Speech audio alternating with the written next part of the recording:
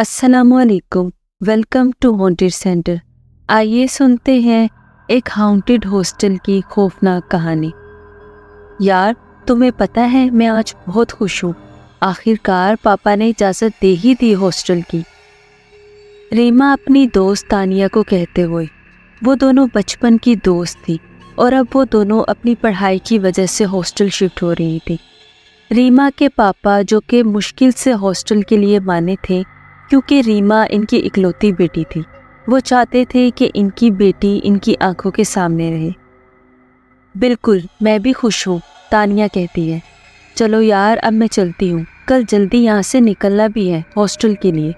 ये कहकर तानिया अपने घर गई, जो कि रीमा के घर के पास ही था। सुबह तकरीबन 6 बजे रीमा उठ चुकी थी। फ्रेश होके आई तो अम्मी ने नाश्ता भी बना लिया था, क्योंकि आज रीमा और तानिया दोनों यहाँ से हॉस्टल शिफ्ट होने वाली थी। रीमा ने नाश्ता कर लिया और अब तानिया का इंतज़ार करने के लिए हॉल में अपनी अम्मी और पापा के पास बैठ गई। बेटा सुनो, अपना ख्याल रखना। पता नहीं क्यों बेटा, दिल बहुत घबरा रहा है, रीमा से इसके पापा कहते हैं। अरे पापा, आप बेकार में परेशान हो रहे हैं। वैसे भी तानिया तो मेरे साथ जा रही है ना। लो पापा, तानिया आ गई। अरे आ गई पगली, देखो ना पापा क्या कह रही हैं।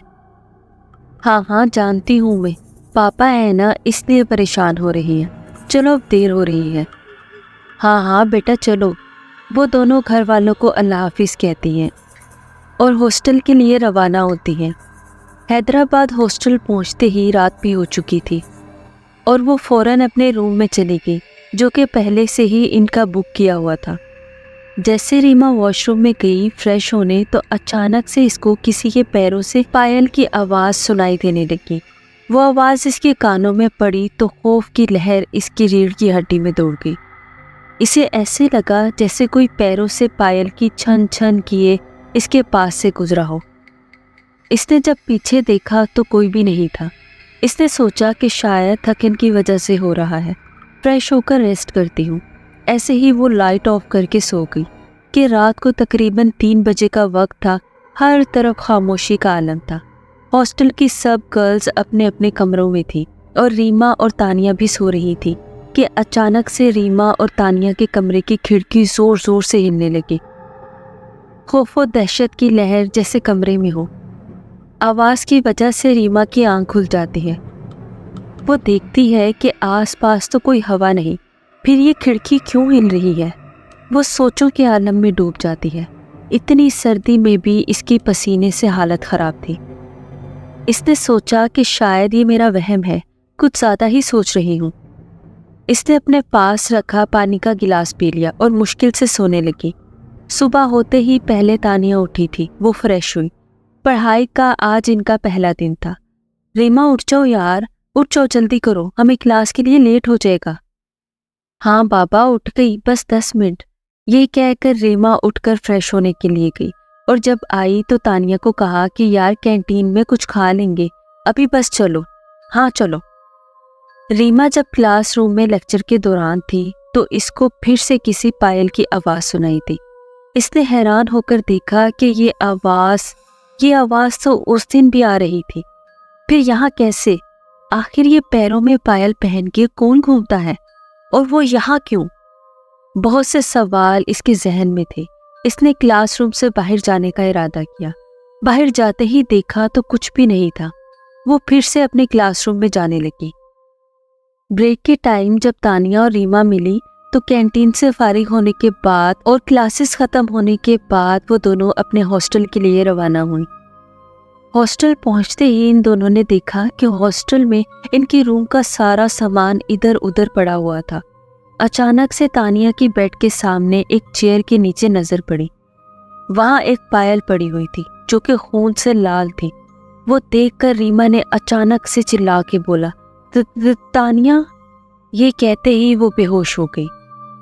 इसको जब होश आया तो वो अपने सामने तमाम दोस्तों को पाती है और तानिया इससे पूछती है कि रीमा, तुम्हें क्या हुआ था अचानक से, और ऐसा क्या देखा था तुमने? पर रीमा के जहन से खौफ अभी भी गया नहीं था। तानिया ने अपनी दोस्तों से कहा कि अब रीमा को होश आ गया है, आप सब भले जाएं। तानिया सुनो, तुमने यहाँ कुछ देखा था? रीमा कहती है, अरे नहीं यार, इसलिए तो मैं तुमसे पूछ रही हूँ। कुछ नहीं यार। ये कहते हुए वो वॉशरूम में चली जाती है और जब मुंह धोते आईना देखती है तो इससे अपने पीछे किसी औरत का अक्स दिखाई देता है। वो पल भर के लिए घबरा जाती है, लेकिन अचानक वो औरत इसकी नज़रों से गायब हो जाती है। रीमा समझती है कि ये इसका वहम है, लेकिन वो सोचों में गुम हो जाती है कि आखिर वो पायल पहनने वाली औरत कौन है और इसका आखिर मकसद क्या है। ज़रूर वो कोई बहुत बड़ी ताकत है। आखिर वो मुझसे क्या चाहती है? ये सोचते ही वो बाहर आ जाती है। रीमा यार, बहुत भूख लगी है, मैं पास से कुछ लेकर आती हूँ। नहीं नहीं, मैं भी चलूंगी, रीमा बोलती है, क्योंकि वो अकेले रहकर अपनी जान को खतरे में डालने का रिस्क नहीं ले सकती थी। अरे नहीं, रुक ना, बस मैं जल्दी आई, पास में ही है। ये कहते ही तानिया चली जाती है। अब रीमा अकेली थी। इसने सोचा कि जब तक तानिया आती है मैं पढ़ाई कर लूं, इससे शायद मेरा खौफ भी कम हो जाए। किताब खोलते ही जो देखती है, इसके पैरों तले ज़मीन निकल जाती है। पायल, यहाँ पायल क्या कर रही है? और ये इतना सारा खून? वो चिल्लाकर रूम से भागने लगती है। क्या हुआ तुम्हें रीमा? तानिया आते ही पूछने लग जाती है। तानिया, तुम चलो मेरे साथ, तुम्हें कुछ दिखाती हूँ। वो दोनों रूम में आते हैं। इससे पहले कि रीमा कुछ बोलती, वहाँ पड़ी किताब गायब थी। बिना कुछ कहे रीमा वहाँ से चली जाती है। रीमा, रीमा सुनो तो, क्या हुआ है? और तुम ये अजीब हरकतें क्यों कर रही हो? आखिर बात क्या है? सुनो तो प्लीज़। रीमा बाहर एक चेयर पे बैठ जाती है कि रीमा के अंदर से अभी खौफ ख़त्म नहीं हुआ होता कि अचानक इसे अपने कंधे पे किसी का हाथ महसूस होता है। रीमा चिल्ला के अचानक से उठी। अरे यार, मैं हूँ तानिया, क्या हुआ है? तुम ऐसे क्यों हो गई हो? हम तो यहाँ पढ़ने आए थे ना, और तुम ऐसे हो गई हो, आखिर बात क्या है? देखो, मैं भी तुम्हारे सहारे आई, फिर तुम मुझसे क्यों छुपाती हो? शेयर क्यों नहीं करती कुछ भी? तानिया देखो, तुम बस चलो मेरे साथ अंदर रूम में। वो दोनों रूम में आते हैं। फिर रीमा ने दरवाज़ा बंद कर लिया। यार, यहाँ ज़रूर कुछ है। जब से आए हैं मेरे साथ अजीबो गरीब वाक़यात हो रहे हैं। कोई बहुत बड़ी और खौफनाक ताकत है जो फ़कत मुझे नज़र आ रही है। रीमा ने सारा किस्सा इसे बता दिया। तानिया सुनते ही हंस पड़ी। तानिया ने कहा, यार ये कैसे मुमकिन है? ऐसा तो मैंने सिर्फ टीवी ड्रामों की कहानियों में सुना है। यार, मुझे तो लगता है कि हमें सो जाना चाहिए, क्लास के लिए भी तो सुबह जाना है ना। अभी ये कहा ही था कि वॉशरूम के आईने के टूटने की आवाज़ आई। ये क्या हुआ? इस बार तानिया ने भी आवाज़ सुनी थी। वो दोनों उठकर वॉशरूम के अंदर दाखिल होती हैं तो वहाँ मौजूद किसी पायल पहनी औरत, जिसके पैरों पे आईने के शीशे से कई जख्म देखकर इन दोनों की आंखें गोया फटी की पटी रह गईं। इस बार तो खुद तानिया ने भी इस औरत को देखा था जिसकी बात रीमा ने इससे की थी। कौन हो तुम और यहाँ क्या कर रही हो? आखिर चाहती क्या हो? रीमा पूछते हुए। वो पायल वाली अपने पैरों को हिलाते हुए अजीब खौफो दहशत वाली आवाज़ में बोलती है, तुम दोनों ने बहुत बड़ी गलती की है, यहाँ आकर पछताओगी तुम दोनों। ये कहते ही वो औरत गायब हो जाती है। वो दोनों डर की नज़रों से एक दूसरे को देखती हैं। रीमा, मुझे बहुत डर लग रहा है। रुको, वो हमारी मदद ज़रूर करेगा, रीमा कहती है। पापा इनको जानते हैं, मैं छोटी थी तब से वो हमारी फैमिली के लिए धागे करते हैं, सिर्फ बुरी नज़र के लिए। वो बहुत बड़े आलिम हैं, कुरानी आयतों से इलाज करते हैं। ये कहकर रीमा अपने पापा को कॉल मिलाती है। हेलो पापा, सुने, मुझे अभी अभी बाबा आलिम का नंबर चाहिए, प्लीज़ मुझे बताएं। खैर तो है बेटा, क्या हुआ? तुम अचानक से बाबा का नंबर क्यों मांग रही हो? बेटा, मुझे टेंशन हो रही है, बताओ। पापा, ये वक्त कुछ बताने का नहीं है, मैं बाद में आपको सब बताऊंगी वहां आकर। आलिम बाबा का नंबर मिलते ही रीमा उनको फौरन कॉल मिला देती है। हेलो जी, आप कौन? हेलो, मैं रीमा बात कर रही हूँ। रीमा? हाँ हाँ, मुबश्शिर की बेटी। हाँ कहो बेटी, खैर तो है? बाबा, मैं बहुत बड़ी मुश्किल में आ गई हूँ, प्लीज़ आप जितना जल्दी हो सके यहाँ आ जाएं, आपकी बहुत ज़रूरत है। पर बेटी हुआ क्या है, कुछ तो बताओ। नहीं बाबा, फोन पे बताने वाली बात नहीं है, आपको मैं एड्रेस बताती हूँ, आप आए बस। रीमा ने जैसे ही फोन पे बात खत्म की कि हॉस्टल की लाइट ऑफ ऑन होने लगी। रीमा, ये क्या हो रहा है? लाइट को अचानक, अभी तो ठीक थी। खौफ की एक बार फिर लहर जागी। यार तुम मोबाइल की लाइट ऑन करो और आयतल कुर्सी पढ़ते हैं। ऐसा लग रहा था जैसे वो औरत इनके बीचों बीच थी, पर कुरानी विर्द की वजह से इनके पास नहीं आ पा रही थी। इन दोनों ने अपना ऐसे ही जाग कर विर्द जारी रखा।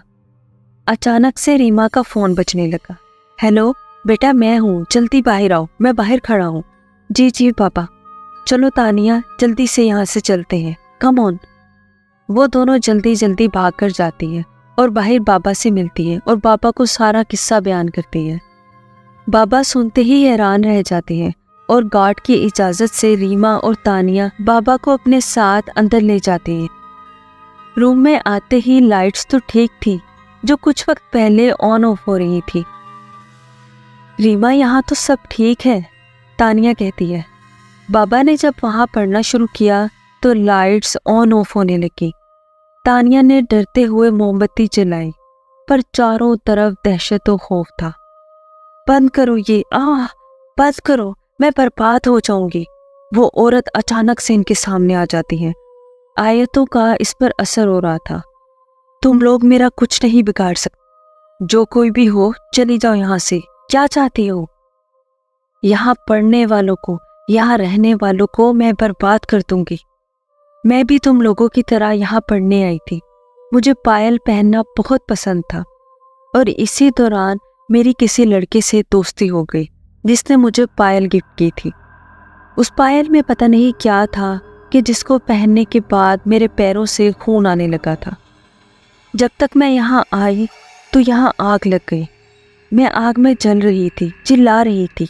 मेरी किसी ने मदद नहीं की।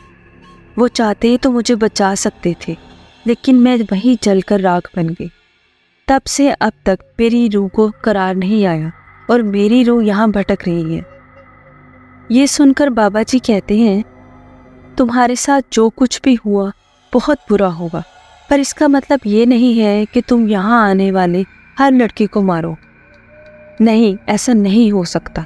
नहीं नहीं। बाबा की पढ़ाई के बाद वो आहिस्ता आहिस्ता ख़त्म होने लगी थी और रोशनी वापस आने लगी थी। एकदम वहाँ झम्माका सा हुआ और बिल्कुल खामोशी छा गई। वो औरत शायद अपनी दुनिया में वापस जा चुकी थी। सुबह होते ही तानिया और रीमा ने अपने घर वापस जाने का फैसला किया। घर आकर उन्होंने अपने घर वालों से सारा वाक़या शेयर किया। इनके पापा का ये फैसला था कि वो इस बार इनके कॉलेज के पास ही घर ले लेंगे और कॉलेज से फ्री होने के बाद वो सीधा घर आया करेंगे, हॉस्टल जाने के बजाय। इस वाक़ये से हमें ये सबक मिलता है कि हमें कभी भी किसी को भी मुश्किल वक्त में अकेला नहीं छोड़ना चाहिए। अगर कोई मुसीबत में हो तो इसकी मदद की जाए और दूसरों से बदला नहीं लेना चाहिए, क्योंकि दूसरों से बदला लेने वाला इंसान खुद ख़त्म हो जाता है। ऐसी ही खौफनाक कहानियाँ सुनने के लिए हॉन्टेड सेंटर को सब्सक्राइब करें और प्लीज़ इस वीडियो को लाइक कर दें। मिलते हैं आपसे अगली खौफनाक कहानी के साथ। अपना ख्याल रखिएगा। अल्लाह हाफिज़।